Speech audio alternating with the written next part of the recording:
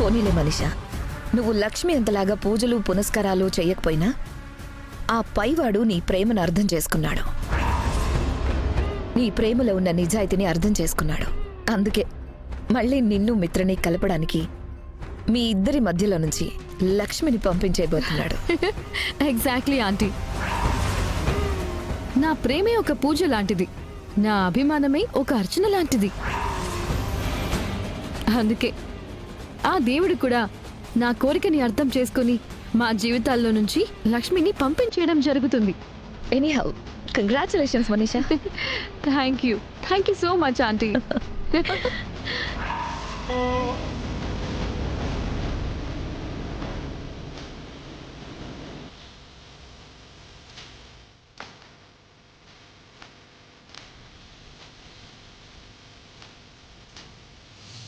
అవును మిత్ర గారు, నా కడుపు నేనే తీయించుకున్నాను.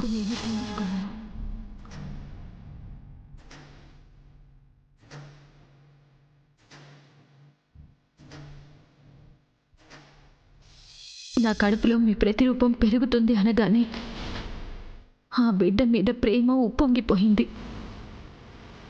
కానీ 4 రోజులు గడిస్తే మనీష పెళ్లి చేసుకోమని మీ మీద ఒత్తిడి తీసుకొస్తే వెంటనే ఆ అభిమానం, ప్రేమ ఆరక్షణంలో కరిగిపోతాయి.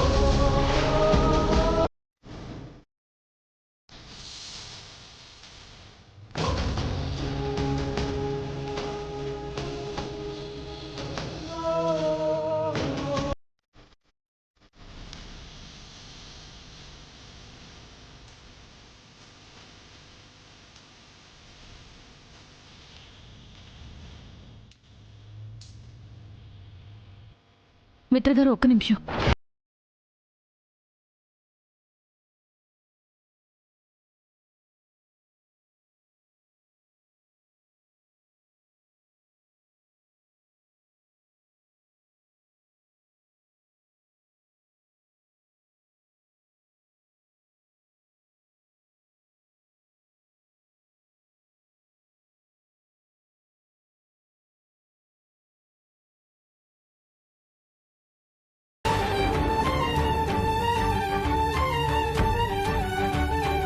మీరు వెళ్ళని అవసరం లేదు.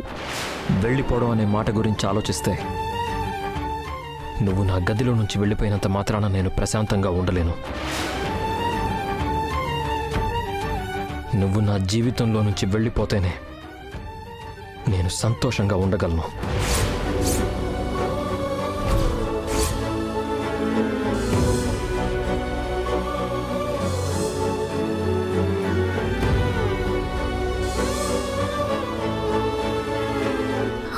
నన్ను క్షమించండి మిత్రగారు. క్షమించాలా? నువ్వు చేసిన పనికి క్షమాపణ అడిగే అర్హత కూడా కోల్పోయావు.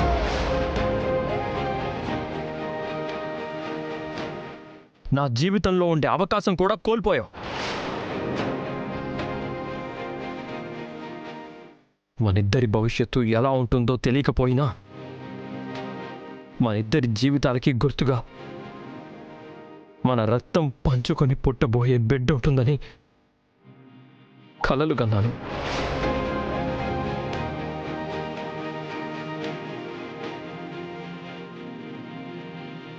కానీ నువ్వు ఆ కలల్ని చిదిమేశావు.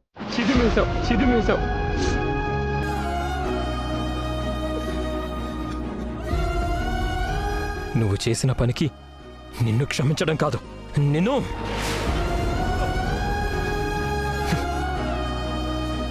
అసహ్యించుకోవాలనిపిస్తుంది. నీ గాలి నా మీద సోకినా అది నాకు పాపంలా అనిపిస్తుంది. ఇన్నాళ్ళు నీ నుంచి విడిపోవాలనుకుంటే 100 సార్లు ఆలోచించాల్సి వచ్చేది. నిన్ను దూరం చేసుకోవడం, నీకు అన్యాయం చేయడం తప్పు అనిపించేది. కానీ ఇప్పుడు ఆ తప్పే ఒప్పనిపిస్తుంది.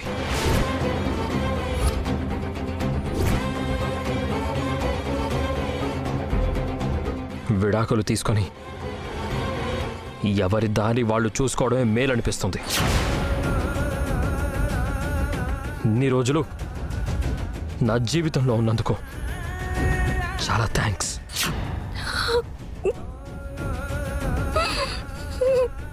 ఇక నువ్వు నా జీవితంలో ఉండాలని నేను అనుకోవడం లేదు. ఇంకా నీ భర్త స్థానంలో ఉండి నిన్ను ఉద్ధరించేది లేదు. విడాకులు తీసుకోవడానికి ఎదురు చూస్తూ ఉండు.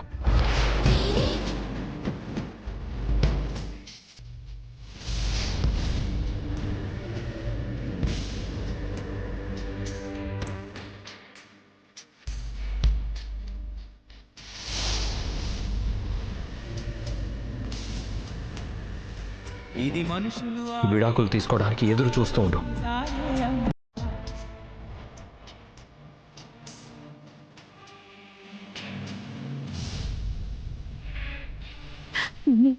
నేను మీ జీవితం నుంచి వెళ్ళిపోతే మీరు ప్రశాంతంగా ఉంటారో లేదో నాకు తెలియదు. కానీ నేను వెళ్ళిపోయిన మరుక్షణం నుంచి నా జాతక ప్రభావం మీకు రక్షణగా లేకపోతే మీ ప్రాణాలకి ఏమైపోతుందో అని నా భయం మిత్రగారు.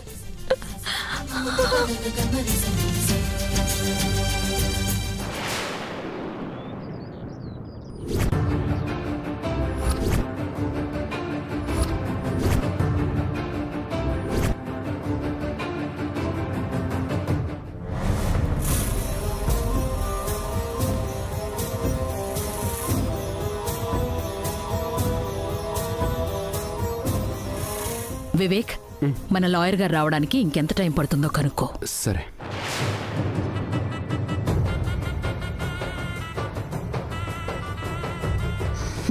ఈసారి ఎలాగైనా విడాకులు శాంక్షన్ అయిపోవాలంటీ. అయిపోతాయిలే మనీషా. పోయినసారి అంటే లక్ష్మి కడుపులో బిడ్డ అడ్డం వచ్చింది. ఇప్పుడు ఆ అడ్డం రావడానికి, లక్ష్మిని ఆదుకోవడానికి ఇక ఎలాంటి అవాంతరం రాదులే.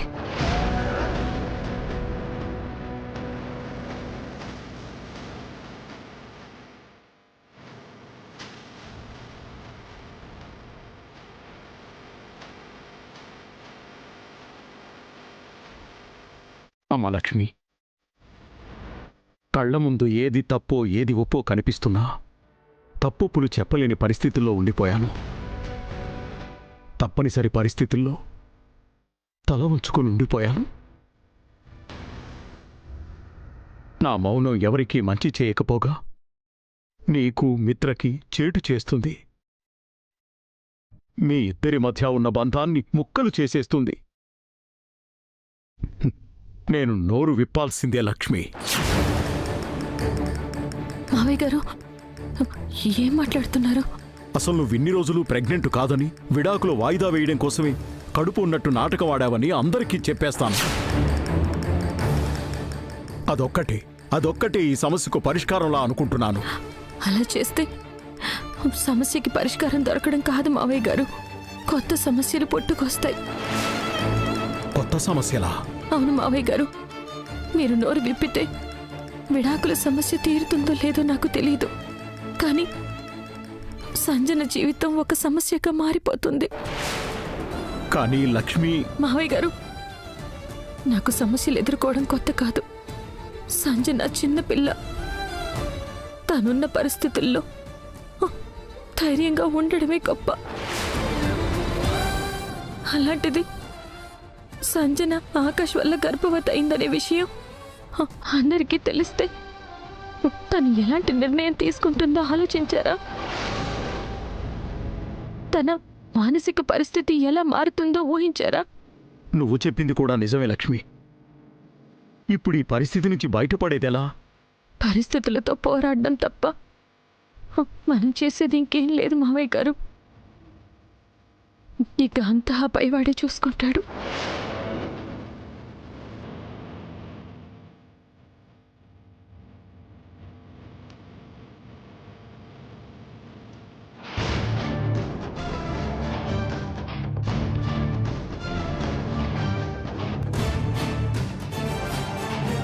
అరవింద్ గారు, టైం అవుతుంది, పదండి. అలాగే.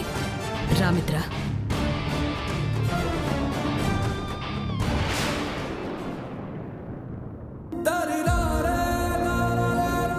ఏంటి లక్ష్మి ఇదంతా?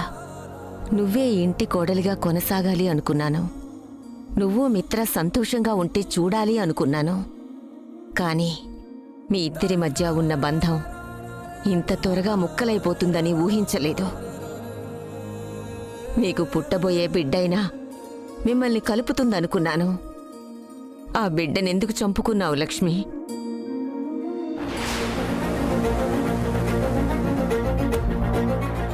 హాయ్ నానమ్మా.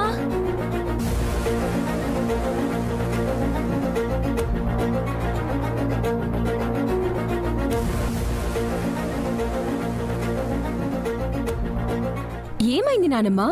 ఏం మాట్లాడడం లేదేంటి? ఎందుకలా ఉన్నావు? 2 రోజులు నేను కనిపించకపోయేసరికి నా మీద బెంగ పెట్టుకున్నావా? అవును, అందరూ ఎక్కడికి వెళ్ళిపోయారు? కోర్టుకు వెళ్లారు. కోర్టుకా? ఎందుకు? మిత్రా లక్ష్మి విడాకులు తీసుకోవటానికి. విడాకులేంటి నానమ్మా? వదిన కడుపులో బిడ్డుందని తెలిసి కూడా వదిన్ని వీధిలోకి విసిరి పారేస్తారా? తను నందన్ కుటుంబం బిడ్డని మోస్తుందని తెలిసి కూడా తనని మన జీవితాల్లో నుంచి తోసి పారేస్తారా?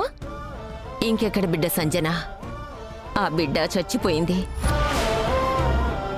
లేదు లేదు, లక్ష్మి చంపేసుకుంది. ఏం మాట్లాడుతున్నావు నానమ్మా? లక్ష్మి కావాలనే తన కడుపులో ఉన్న పిండాన్ని చంపుకుంది సంజన.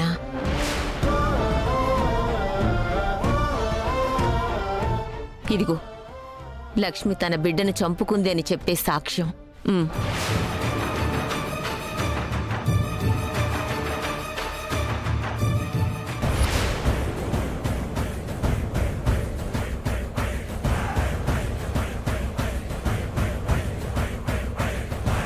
సరేనండి, మీ డీటెయిల్స్ అన్నీ రిసెప్షన్లో ఫిల్ చేయండి. సిస్టర్, క్లియర్ చేయాలి, ప్రాసెస్ చేయించాలి. పేషెంట్ నేమ్ చెప్పండి. పెళ్లి కానమ్మాయి, తన భవిష్యత్తు పాడవకూడదు. Lakshmi. Husband name Mitranandan. My God, నేను వదిన హాస్పిటల్కి వెళ్ళినప్పుడు వదిన నా పేరు రాయకుండా తన పేరు రాసుకుందా? ఈ రిపోర్ట్స్ నావి. కానీ అందరూ వదిన అనుకుంటున్నారన్నమాట. నా కారణంతో ఇప్పుడు వదినకి విడాకులిద్దామని నిర్ణయించుకున్నారన్నమాట. నన్ను కాపాడడం కోసం నింద తన మీద వేసుకుంటుంది. నా కారణంగా అన్నయ్య వదిన విడిపోకూడదు. ఎలా అయినా ఈ విడాకులు రాకుండా ఆపాలి. వాళ్ళిద్దరూ విడిపోవడానికి వీల్లేదు. ఇప్పుడేం చేయగలం సంజన? అంతా అయిపోయింది. లేదు లేదు, నేనిప్పుడే కోర్టుకు బయలుదేరుతున్నాను. సంజన, సంజన, ఒక్క నిమిషం ఆగు.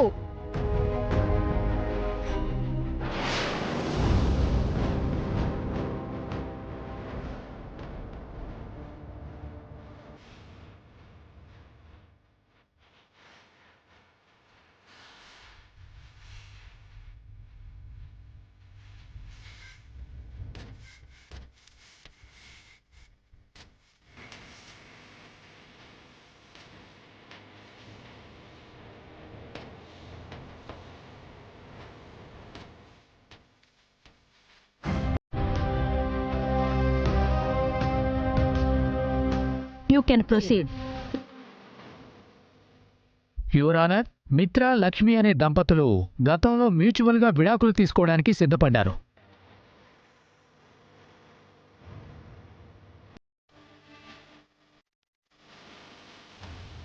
ఆ టైంలో లక్ష్మి గారు గర్భం దాల్చారనే విషయం బయటపడడంతో అప్పటికి విడాకులు వాయిదా పడ్డాయి.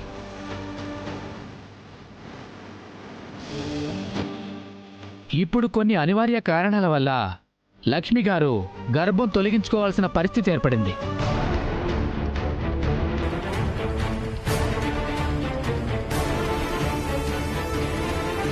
ఇంతకు ముందైతే వాళ్ళిద్దరికీ విడాకులు మంజూరు చేయడానికి బిడ్డ అడ్డంగా ఉంది. ఇప్పుడు ఆ బిడ్డ అడ్డం తొలగిపోవడంతో ఇక విడాకులు తీసుకోవడానికి ఎలాంటి అభ్యంతరాలు ఆ జంట మధ్యలో లేవు.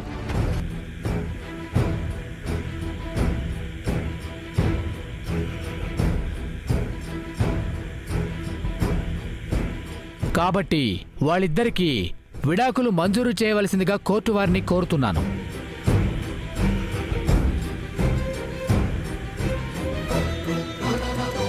పిటిషనర్స్ని ప్రవేశపెట్టండి. మిత్రానందన్ మిత్రానందన్ మిత్రానందన్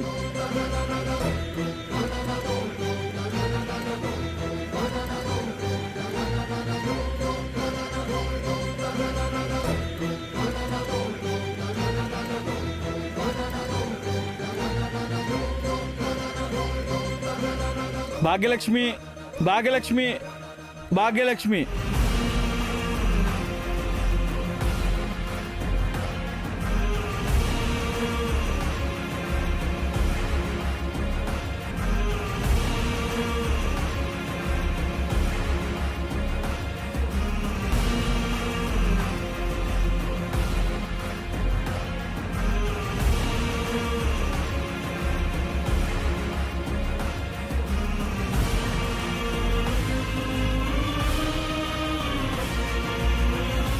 మీరిద్దరూ విడాకుల కోసం అర్జీ పెట్టుకున్నా మళ్ళీ ఒకరినొకరు అర్థం చేసుకోవడం కోసం కోర్టు మీకు సమయం ఇవ్వడం జరిగింది.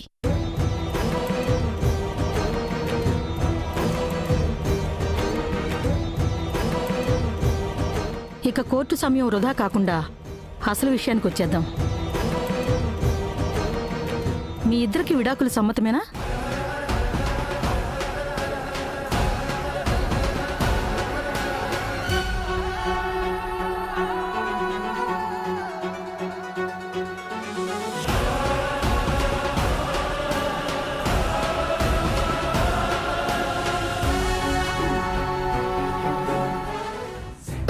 ఇదేంటి ఆంటీ, సమ్మతమే అని ఒక్క మాట చెప్తే గమ్మున విడాకులిచ్చి పంపించేస్తారు కదా.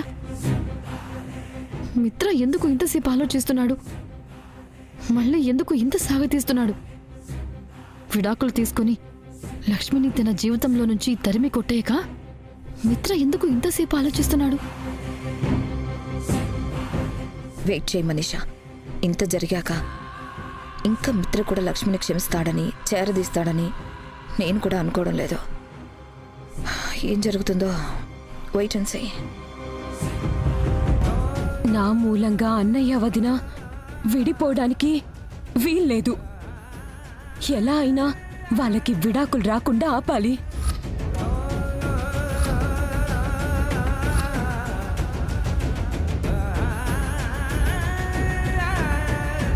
మిత్రగారు చెప్పండి.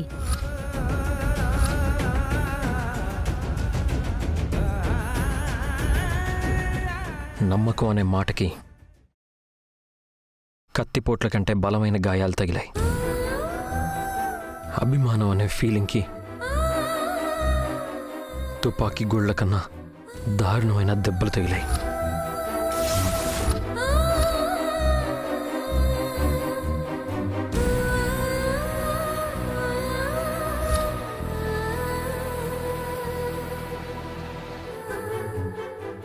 ఇంత గాయపడ్డాక ఇంకా ఎలాంటి ఆశతో తనతో బతకాలని అనుకుంటాను.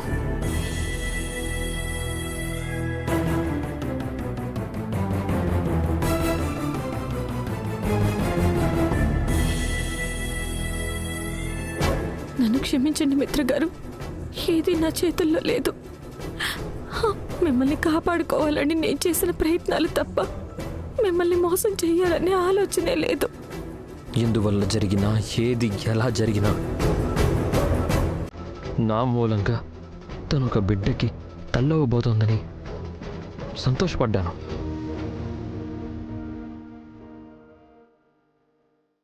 బిడ్డని గొప్పగా చూసుకోవాలనుకున్నాను. కానీ తన కడుపులో పెరుగుతున్న నా ప్రతిరూపాన్ని కనికరం లేకుండా చంపుకుంది.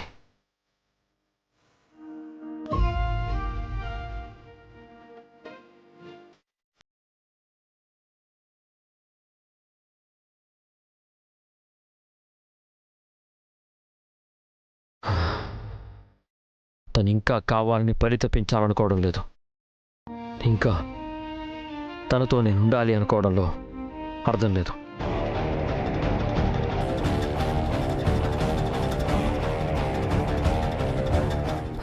భయ్యా, కొంచెం ఫాస్ట్గా పోనిస్తారా? అలాగే మేడం. నాకు ఈ విడాకులు తీసుకోవడం సమ్మతమే మేడం.